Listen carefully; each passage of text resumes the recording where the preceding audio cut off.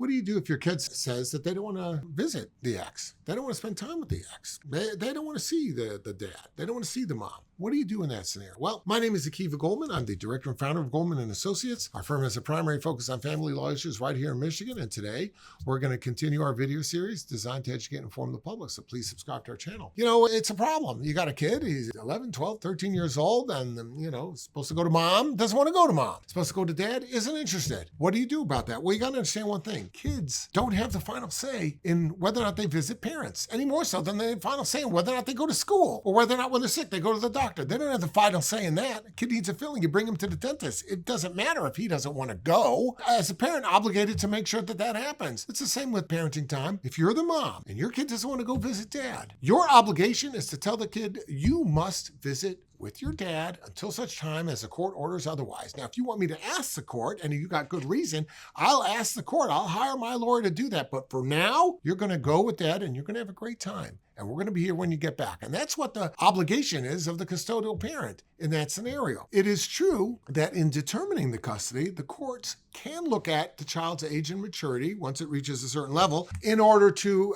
understand the express preference of the child. But don't think that that's going to carry the day. The court is going to focus on what's in the child's best interest, not what's in the child's preference category, okay?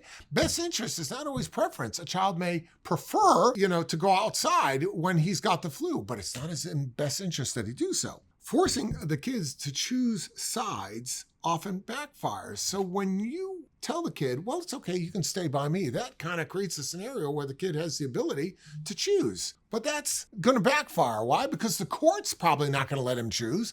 The court is going to be faced with a mom who's going to come in and say, look, you ordered that I get parenting time. This child's supposed to be with me, and the other side isn't facilitating that.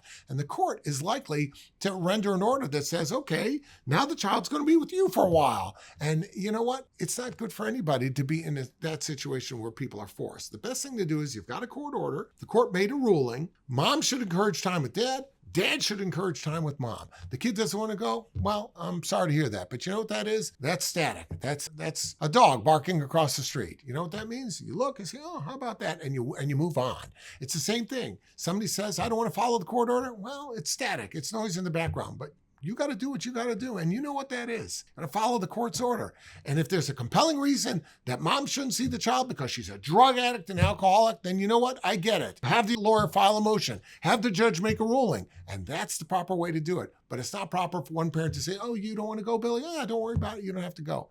That's just a recipe for disaster. That's a recipe. That's when you start losing custody of your kid, when you start letting the child make important decisions. Excuse me, let the child make important decisions, then I guess you're not needed as someone who provides guidance, and they'll go to the other parent. So you want to avoid that. If you have any questions about your case, of course, reach out, and we'll be glad to help you out. 248-588-33